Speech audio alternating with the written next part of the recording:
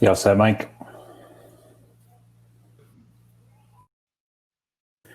Hey, everybody. Welcome to 5 powerful personalization plays for Drupal. I'm not going to say that too many more times today, so you're going to have to read that. I'm Jeff, and this is Mike. Really glad you're here today, and we're going to just jump right into some ways that you can make personalization work for your organization and for your clients. So like I said, I'm Jeff Calderoni. I'm the CEO of Elevated Third. I also run our ABM practice, our account-based marketing practice. We do both the tech side, the Drupal practice, and as well as B2B strategy and go-to-market. And I'll let Mike introduce himself. Yeah, and I'm Mike Lander. I'm the technical director of Elevate Third, and been working in Drupal a little over 11 years now. And over the past 2 years, my real focus has been towards the personalization side. So figuring out what tools we use and how we can orientate that with the strategy side that Jeff and our strategy and design teams come up with. Cool, thanks. So for a good chunk, I'm going to be talking, and so you might want to double click on my screen share. But at certain sections, I'm going to pass it over to Mike, and he's going to do a live demo of smart content.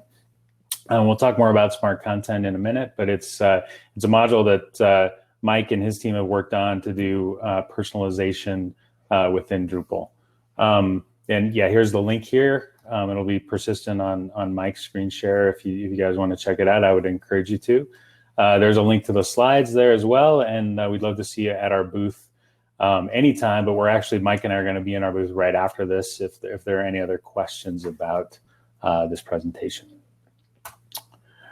So a little bit about Elevated Third. Our agency combines really strong Drupal expertise with strategic consulting, and we work primarily with B2B clients. And this is an example of just kind of our partnership network.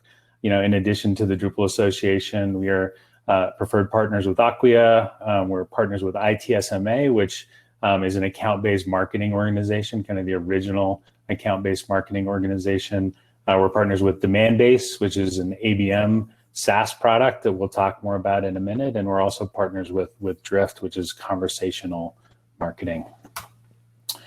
So the first thing we're going to talk about is just some of the tools before we get to the plays, just some examples of the tools we're going to use to demo today. So the first one, like I said, is smart content. I'll let Mike describe it in a little more detail here in just a second, but it's a lightweight Drupal personalization module. And it's a great way to get started into kind of that crawl, walk, run approach. It's you can download the beta right now. We're working on a release candidate and a full release here in the near future. But Mike, you want to give a little bit more of an overview? Sure. So for us, what we were trying to figure out is the best way to lessen the investment into personalization before you can even start doing it. And so from a number of tools that we looked at, either the experience felt a little broken in that we spent so much time focusing on the editing experience in Drupal, and then to do the actual personalized piece, you go into some third party and you do your editing. The other side of the coin are tools that are closely integrated to Drupal, Acquia Lift, things like that. But we just wanted to make sure that that barrier for entry was low and easy to get started. Those other tools are great. They're very powerful. What we're talking about today could really be done in a number of tools. But for us, we wanted to focus on smart content, which is something we've worked on the past 2 years. It's open source. It's a great way to get started in personalization and creates a really easy first step whenever you're trying to do this type of thing. Great, thanks. The other thing that we'll talk about today a little bit is Demandbase. And like Mike said, there are a number of things that you can use as a decision agent for your personalization, UTM strings, Marketo, a number of the SaaS tools, the marketing SaaS tools can be used to trigger personalization. But Demandbase is one we work with quite a bit. It's specific for B2B and account-based marketing campaigns. It does intent as well as IP identification and some other things. And so it's going to be part of some of the stuff we'll talk about this morning. Mike, do you want to talk about some of these other sort of out-of-the-box ways to personalize? Yeah, so when we're talking personalization, really like there's a gajillion things that we can personalize on. And so some of those things might be information we know about the visitor, their geolocation, language off their browser, their activity on the browser, operating system, anything that we can just determine directly from the visitor without any other tools. Next is like self ID. So this is like actual things they do, perhaps on the site or through other activity where they're identifying who they are. So subscribe to newsletter, fill out contact form, but potentially we might have their email from something else and then we send them an email and they click into the site. They're identifying who they are to the site. And lastly is third parties. So tools that we use, in this case, demand-based, but anything that can add data enrichment from third parties and third-party data sources to help us decide, again, what information we want to use to personalize and learn more about the user. And so the thing is, really what we want to get across today is there's a million options out there, and we want to kind of focus that down on just very few options and say, all right, let's just start with these. It's a lot easier than trying to worry about how do you align, 100 different things together. Yep, thanks.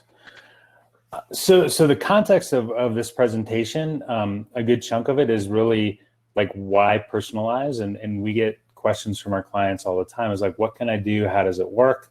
I had a conversation with a client yesterday who's nervous about sort of jumping into personalization without developing a strategy first and without being able to go to his boss and sort of justify like, what do we get out of this? How's it going to work? So our focus is account-based marketing and kind of B2B companies. So you'll see some of that context here, but hopefully these ideas are things that regardless of your organization or your client base, you'll start to see, relevant patterns and things that you can use, right out of the box.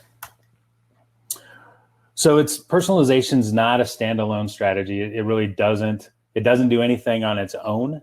And we sometimes get clients who say like, I want personalization, and say, great, how many audiences do you have that you want to talk to? And they either say, we don't know, or we have 15, both of which are kind of wrong answers. You have to be able to sort of have a doable strategy, 1, 2, 3, 4, 5 audiences that you can start with and really have an understanding of like, how do you want to talk to them differently? If you don't really have an understanding of how do you want to talk to them differently, then personalization is really not going to be that effective. But really that strategy and tech and sort of understanding what's possible as well as creating strategy is again, sort of aligned with that crawl, walk, run approach.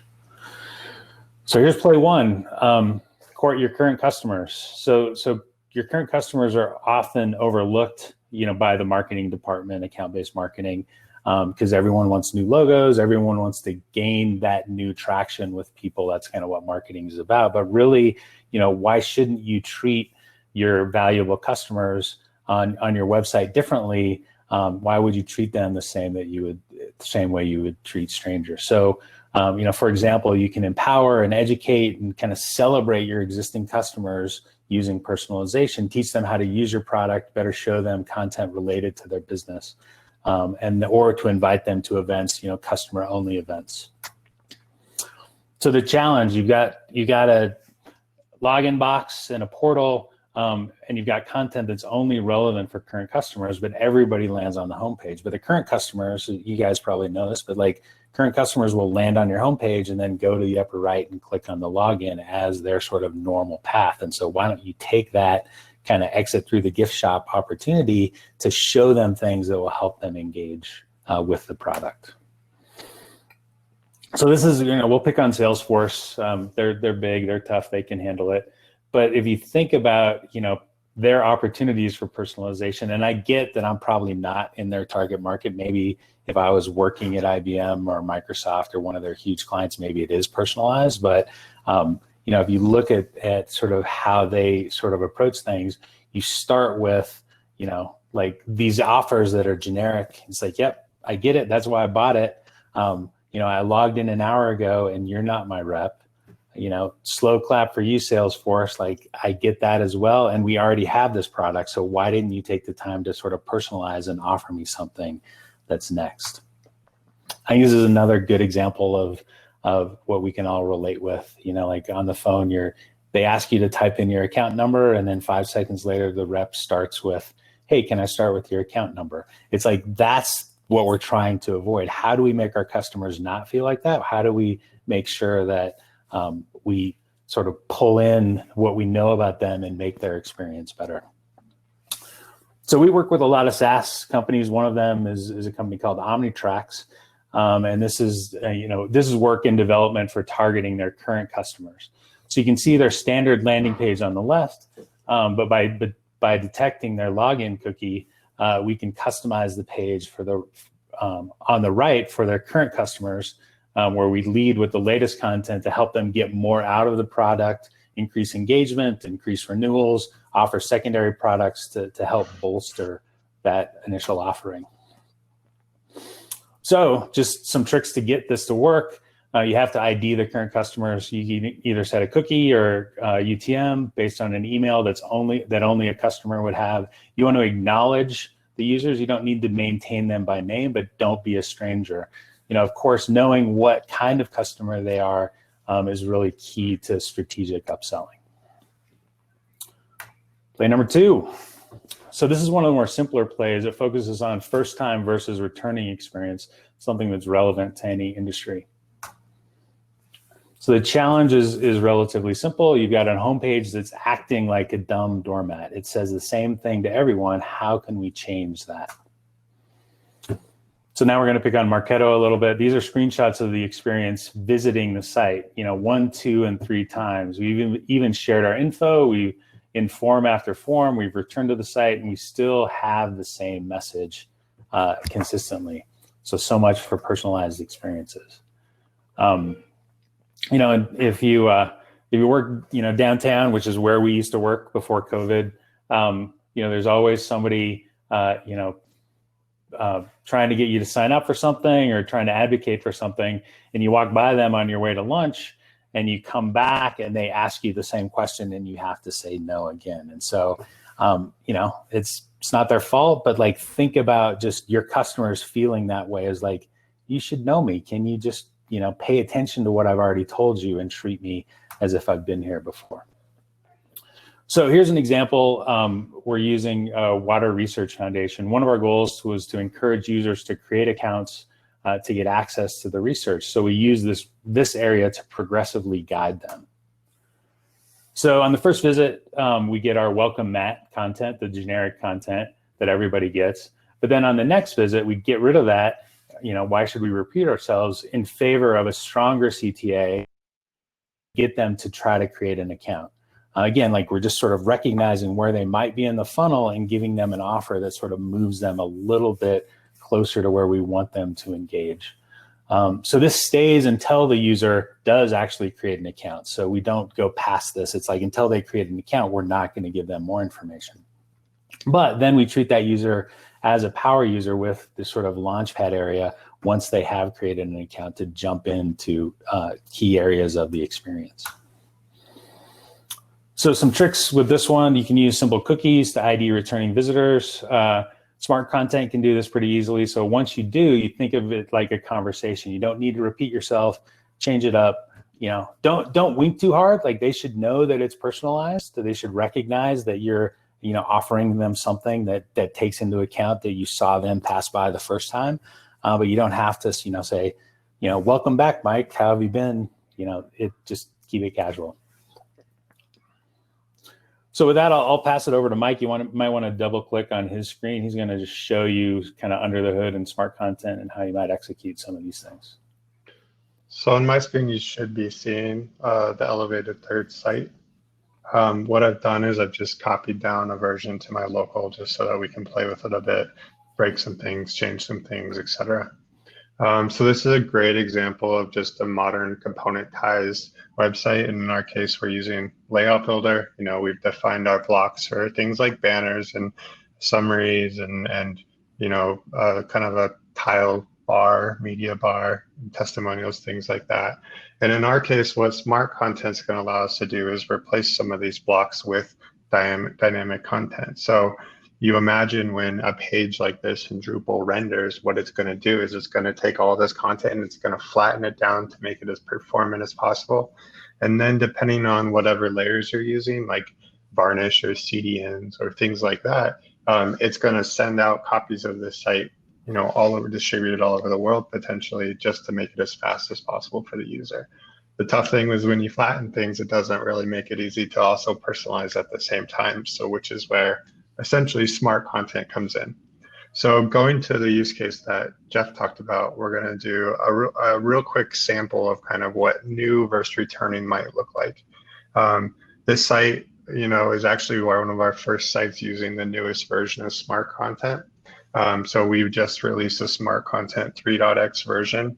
And what that version adds is a lot of things like compatibility with layout builder, actual revision control. So whenever you're adding or doing changes to your smart content blocks, say within layout builder, it's actually all revisionable. So you can roll back to earlier versions, you can stage draft versions. You get really full control over that personalization or the personalized content as if it's any other content on the page. The other thing we've added is we've changed up a little bit of how you set up your rules into what we call segment sets. And segment sets are really just going to be a series of segments with rules defined. So when you think of smart content, think of it as essentially this tool that allows you to define rules and reactions. So I can just real quickly show you what that might look like. I'm going to create a segment set. We can add a label here. I can choose, or sorry, a new segment here. I can choose to label it. And then really I can pick from all these different rules. And these rules don't have to be just things that are on Drupal. They can actually look outside of Drupal for anything that provides information. So based on what information demand base has, or say funnel envy or any other tool that is something that provides information about the user, we can potentially personalize the user's experience on that. For sake of this demo and kind of that new versus returning setup, I'm just going to use one that I have existing here. And all I did for this is I've defined 2 segments within my new versus returning segment set, one of which is going to look at returning users, and we just have a condition that says if they're returning. The other one is going to be for new users, so if they're new. This shouldn't be necessary here, but just to play it safe, we want to say if for whatever reason, maybe they have an ad block or something, it's just going to fall back and display this. Like if they have really strict controls over even adding a cookie or local settings or anything like that, this will just allow it to fall back to this no matter what. So I've defined my rules here first. I can then go back to the front page. And let's actually now use those rules to change some content. So I'm going to go to Layout Builder here. I'm going to replace my banner. So let's first remove it.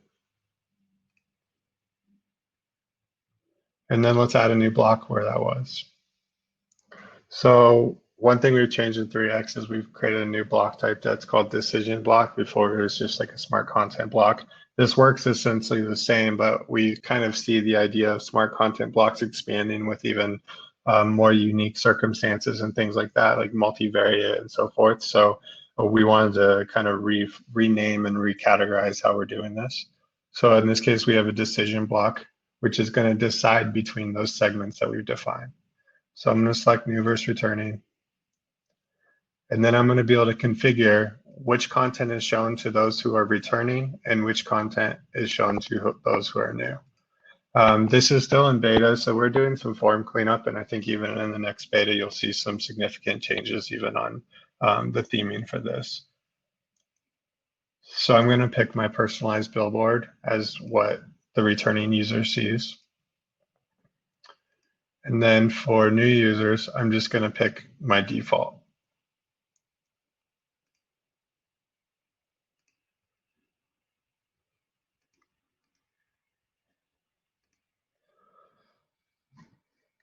So because this hasn't yet been saved, this is still kind of in this pending state. So you'll just see a placeholder. We're actually working on even like more of a dynamic preview system, but it's a little bit complex with how Layout Builder works in general. So for now, we're just kind of using this placeholder thing. You can stage that content and so forth if you wanted to preview it without publishing it. But then when I save it, what's going to actually happen is I'm going to go to this test domain, test URL, which is pointing to the same thing. It just has me logged out. So first we're gonna load this. This is pretend my first visit to the site. I've got something in there that says essentially after 5 seconds, it's going to count you as returning. Like if you're inactive for 5 seconds, traditionally you might make this rule if someone's inactive on the site for a couple hours or even a day or something like that, that's when you change your messaging. But then when we refresh this page, we're going to now show this new message that talks about keeping users engaged instead. And so going forward, they're going to see this messaging. Now you could even take this further and put rules in that are like second visit, third visit, fourth visit, and so forth. But for our use case, we're just focusing on new versus returning. Okay. Awesome. Thanks, Mike. Yep. So yeah, I would maybe click back on my screen. We'll just go through a couple more things. So play number 3. So, you know, one of the things in account-based marketing is kind of a one-to-many approach. You're trying to sort of reach out and kind of have one-to-many demand gen, but you can tailor your insights and your content towards a specific subset of your business to kind of concentrate your message. So personalization is a great way to create a customized sort of flavor of your brand to make you appear like an expert and not just a jack of all trades, you know, especially if you do a lot of different things. So the challenge is that it's really common, especially in B2B, that you want to be an expert in all of your verticals, but you want to skew your product towards a certain market. So, but if you shotgun your expertise, it can feel like you're sort of phoning it in, or like I said, you're a jack of all trades. So how familiar is this? Solutions, services, etc. You get to the menu after menu, you get that mega menu idea, so many choices. You know, IBM is one of those offenders here where they do so many things. You know, I'm responsible to sort of dig through all of their content and find the thing that is relevant to me. So too many choices is probably, you know, like leads to indecision. There's a study that measured 24 types of jam in the supermarket versus 6 types of jam, the same brand. And when there are only 6 choices in the store, they sold a lot more. So simpler is better, sort of eliminate that analysis paralysis and give your clients just exactly what they need based on what you know about them. So if you can imagine personalization solutions that's applied to the nav to day one, you can narrow the option to relevant things right off the bat. It limits that cognitive load and shows that you're an expert at a single vertical by hiding all the other stuff that you do. So if you take, you know, IBM as that example a little bit further, with personalization, you can move beyond just changing hero banners. So on the right, we're featuring quotes, we're featuring financial customers and content that's related specifically to that industry and the appropriate contacts for increased credibility. So this approach cuts out that whole layer of choose your own industry right from the get-go. And even if you don't have those fancy targeting tools like Demandbase, you could still do this exact same thing using UTM. So you go deeper than just changing the hero banner in that last scenario and basically take your whole site and just tilt it 30% towards a certain industry based on either a UTM or a demand-based audience, et cetera. So, you know, we do the same thing on a smaller scale. On the left is sort of our old generic page. And on the right, we have this SaaS-focused message with a relevant CTA and partners that would be meaningful. We also have a subtle image shift on the case studies. And sort of the universal office shot is replaced with something more specific. So this one takes a bit more orchestration to get to work. You either need something like Demandbase, you know, with IP detection, or, you know, UTM strings from your emails, et cetera. But targeting very specific industry prospects so you can personalize competently. And self-IDs through microsurveys also work. They're a little bit more clunky, but they also, depending on kind of your industry, that is a good solution as well to sort of get people off on the right path. So now I'll turn it back over to Mike to sort of explain how this all works. Awesome. Okay, So you should be able to see the E3 site again. And what I'm going to first do is I'm just going to revert this. You know, I just said 3x supports revisions. Let's go ahead and show that and how that works. So we can jump back to the previous revision that we had. And we'll go to the home page. And we're back to our original messaging with no personalization going on here. That was a big win for us. I'll just say for 3x, like it kind of created as part of the rewrite, it created a need for being able to store content both historically as well as just a single revision version for like config. And so this is a kind of a cool feature in that we can interchange an entity that's being used both in revision instances and non-revision instances. So in our case here, let's take this now and actually personalize this using command base, using UTM strings and add that additional layer. So what I'll do again is we'll go back to our segment sets and I'm actually going to build it out this time. So we're going to add one for demand base. We'll do demand base audience. And then I'm going to add a segment in, and let's do one for business. And we're going to do if any one of these conditions are true, and we're going to do one that says demand base or demand base audience. So if demand base audience equals business, we're going to show or we're going to count this first segment as true. But additionally, what we'll do is we're going to back this up with a UTM string. And where this is important is, you know, especially right now where you're dealing with like COVID and stuff like that, there's a high potential that someone might be working from home and you're going to struggle with one of these tools to identify them. Now, even demand-based does a pretty good job. Like if I were to go into the office and use this computer and then I go home, it'll actually keep me associated with that business account. But certainly there's a lot of use cases where you're going to get someone that's just going to show residential. So it's always nice to have backup means to try to identify them or figure out, you know, what campaign or content or term that you want to really move them into for your personalization. So I'll add a second one here and we'll do one for residential. Part of this labeling is more for administrative reasons, but one of the other nice sides is this is when you're using Google Analytics with any like data layer stuff, it's going to send over this name to you for you to see in analytics. So it makes it a lot easier to track what's going on in your analytics. That's such an important part of any personalization. So we'll just keep setting this one up real quick. Actually, and I'll do the same thing on this one. I'm just going to set up the query parameter. So I'll look at that UTM string again.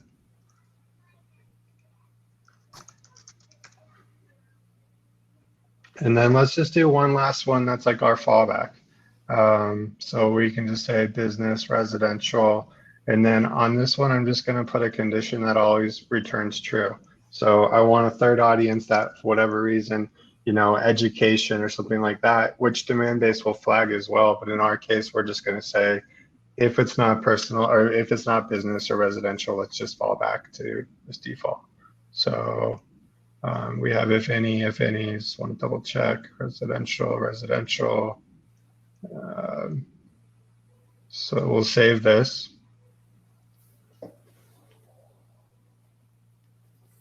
I now have my demand-based audience segment set, and we'll go back to that front page, and we'll go to layouts. And again, I'm going to go ahead and remove this banner. And we'll add a new one in. And now we're going to pick our demand-based audience. One thing you can do here is you can also do inline ones. So if you wanted to just define your conditions on the fly, you can do that as well. It doesn't necessarily mean you have to pick from your segment sets. Segment sets really are just to kind of help you organize and contain these and then allow you to reuse them as well. So for business, I'm going to pick the business block.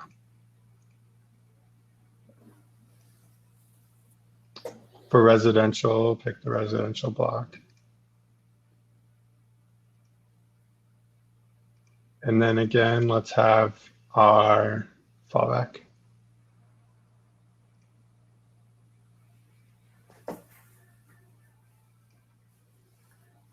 So I'll add this block in.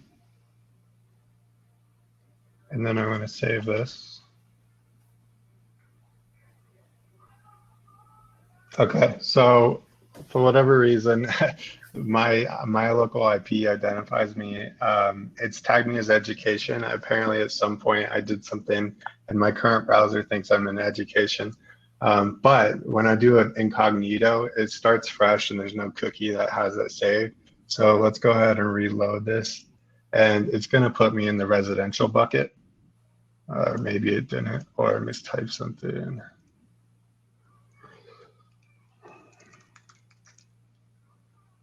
So this is just going to show us what demand-based data is coming through. Oh, it does have me in education still. Let's just edit for sake of demo. We can just edit that. I think that's always going to be one of the challenges whenever you're doing IP identification is like, you're going to want to make sure your messaging doesn't go necessarily all in on whatever your guess is, because when you're doing IP identification, like, you know, someone can be just in a common place, a library or school or something like that, or it could be that they're actually at their work. So you do have to be a little bit careful when you're guessing. But let's just add another, for sake of demo, let's just add another audience in here. And we're going to say equals education. And then let's save this. I'm going to make sure my stuff's cleared out.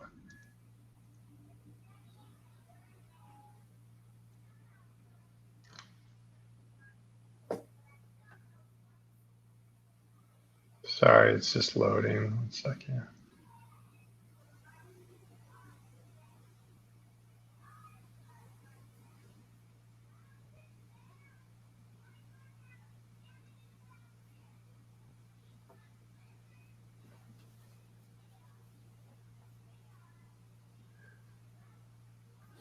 All right, cache is rebuilt. And then so when I load this now, we should pick up that secondary rule.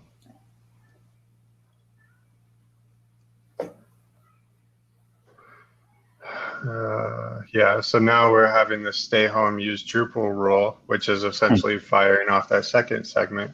And then, you know, in the case of where it might send an email that actually switches up how you're identifying them, we can put in that UTM term equals business rule and fire this off. And this will actually override the residential rule. So you can see in a case like this, we have both UTM term being checked, demand-based being checked, and we can use that to say like, okay, this is the one we trust the most. Let's kind of go all in on that one. So that gives you a good sense of what we're talking about with the UTM terms, demand-based identification, and stacking those layers all together. Great, thanks, Mike. Yeah. So given we just have a few minutes left, 10 minutes, and we're starting to get some questions, I thought we'll just jump to questions. If you're interested, there are 2 more plays in the slide deck. Just 2 more examples of how you can use, you know, technographics and firmographics to really identify somebody to go after. But I think those kind of speak for themselves. Mike, I'll just sort of ping you with some questions that were in chat, if that's cool. Sure. Yeah, so the first question is from Kevin. He wants to know how smart content works with geo IP services like Smart IP. Yeah, so we don't have it plugged into Smart IP yet. I think that'd be a really easy contrib module, to be honest with you. We do have it working with IP stack, and honestly, the expanding side of smart content, like adding more contrib modules and connecting it to all these things, is really the fun side. And I'm looking forward to getting smart content, you know, fully released so I can start doing more of that. But right now you can use IP stack, and in the future we'll definitely try to support Smart IP. Cool, thanks. And then Joanna would love to see more about the data layer integration. I wonder if that's something we can show on our booth after this. Is that something? Yeah, we can. Let me see if I can get a version of that pulled up, and we can set that up in a bit. I just don't have it available right now. Okay, yeah, if John, if you want to stop by our booth, Mike and I will be there for the next hour, and we'll see if we can get a demo of the data layer stuff as well to show you. And then Lorian asks, how non-dev friendly would you rate this tool? Can a marketer, content editor easily do these adjustments? Yeah, so actually, like even on our side, we have on our team, we have our content editors that are mostly doing this without dev help, and we have a number of clients who are doing this without dev help.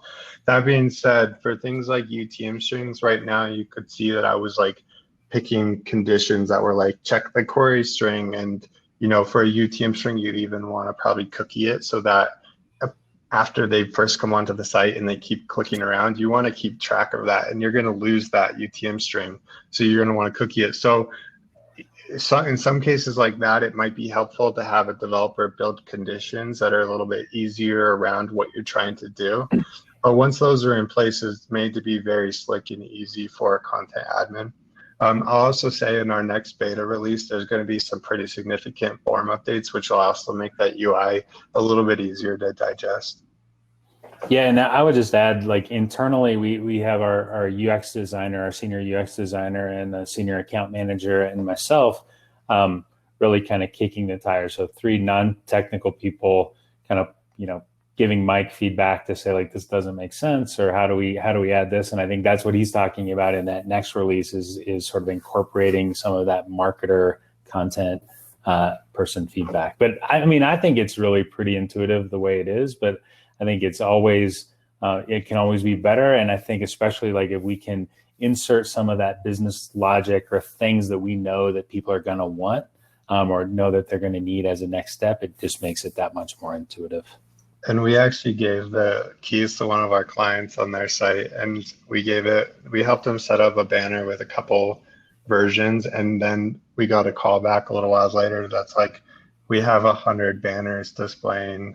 We're having some issues with the form not saving it. It's like they reached like PHP's form limit for the amount of inputs you could have. So they were definitely able to figure it out and put in additional rules and get that all set up. And it pushed us to like, all right, let's figure out how to support 100 banner variations on their own page. So yeah.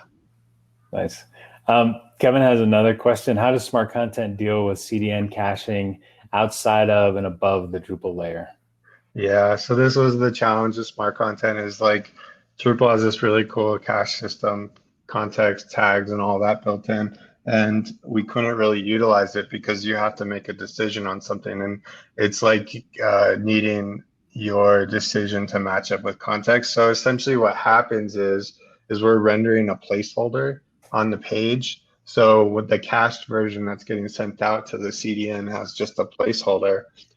Client-side JavaScript is then deciding what needs to be shown in that spot, and then it's going to go hit an endpoint that also is caching the result. So for each page display, you essentially have the CDN distributing the original page, and then you have the CDN that's going to distribute the reaction that's going to display within each placeholder on the page. Cool. Andrew asks, does this work without using layout? Jordan jumped in and says it works non-layout builder blocks too, but Yep. You want to talk about just because I know that's a recent change that we've made. You want to talk about just that transition a little bit?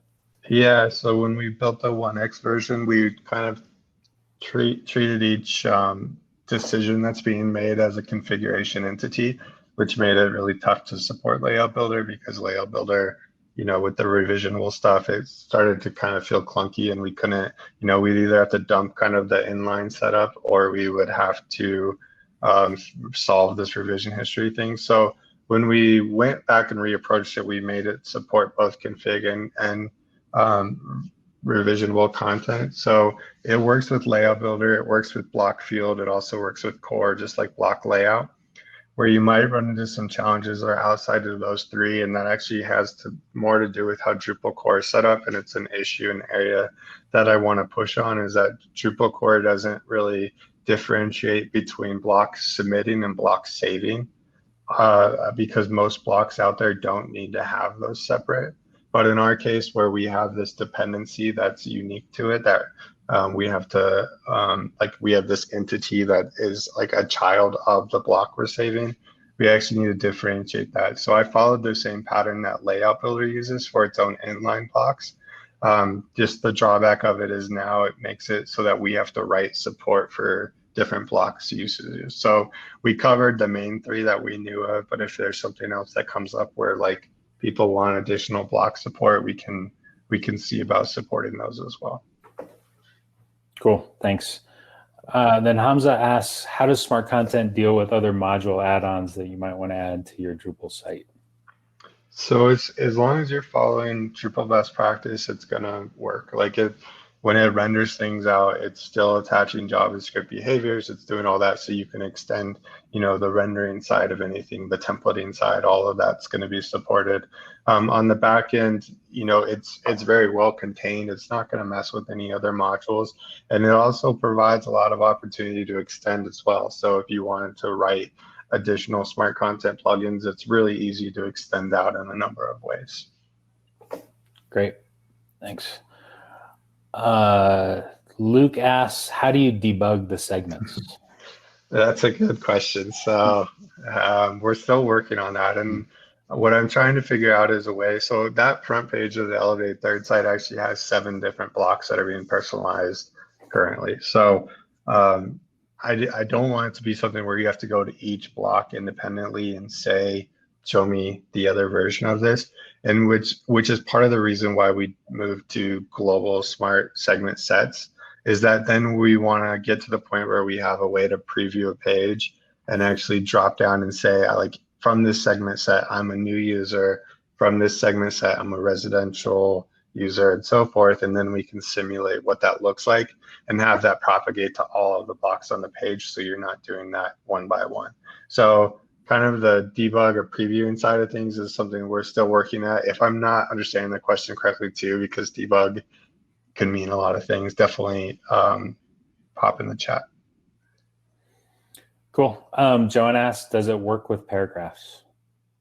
So with paragraphs, there's not necessarily a direct paragraphs implementation, but what we do for paragraphs is we have a block field. And since we have block field support, then it's going to work. It's going to feel really natural. So you will have to essentially build a block type for something. And then oftentimes what we'll do is we'll create a block type that has a paragraphs field on it that has all the same paragraphs that are paragraphs available. So essentially you're going to have a paragraph of the block field to a block to a paragraph. And with just some tweaks setting up your admin UI, right, it's going to feel very seamless and feel as if it's a paragraph inside of a paragraph. So it's not as big and scary as it sounds. You just, in terms of setting it up, there are extra layers there. And we might look in the future for native paragraph support or something as well. It just hasn't really been a major demand yet. Yep. Lawrence asked, do you have any recommendations for recommending specific content based on other content they've consumed? Sure. Thing smart content does. So smart content is really about curated content. So if, you know, setting a rule and seeing a reaction, it's not really doing like AI based or dynamic recommendation, nor is it really going to do like tokenized stuff. Tokenized is like when you go to a site and it's like, hi, Mike, like, welcome back to the site. We see you're in Colorado, like that type of thing. It doesn't do that. And it doesn't really do the consumption, like here's 3 related products that we think you might like. It stays out of that. It's really focusing on the curated experience. Whereas those other ones we kind of felt like are their own unique use cases. Cool. And maybe we'll make this the last question. Sorry we didn't get to the rest of everyone's questions, but like I said, Mike and I are going to be in the Elevated Third booth, and you can see the details there. But Kripashanakar, sorry if I screwed that up, asks is there a way to connect this to other CDP tools like Apache Unami? It really depends on the CDP tool, because you need, essentially you need to have anonymous tracking, and then that tool needs to be willing. A lot of these tools are meant to send data really downwards. Like very, very rarely do they want to send it back to the website. So they want to collect the data and send it out to everything, send it to Salesforce, Marketo, whatever it may be. So the CDP has to be able to send that back up. Alternatively, you could use something like a Segment IO or some other tool that will actually act as a layer in there that'll allow you to take your CDP information and associate that back to anonymous ID. So if there's, again, like if there's an anonymous tracking portion to it and there's a way to consume that data from the CDP, then yeah, you can extend it out. Great example is even with something like Marketo or TP, they actually will tell you real time on the site what segment the user's in, and we can actually take Marketo RTP's segmentation and use that to drive smart content rules. Same with Segment IO is actually kind of a CDP. They're an analytics CDP platform. It's a great example of one that'll give you your information back. So I'm not real sure about Apache. I haven't looked into that one yet, but there might be a possibility for that one as well. Cool. Thanks, Mike. Thanks, Yeah. everybody. Yeah, and like I said, we'll be in the booth. We're heading over there now. But thanks everybody for joining this session. Take care.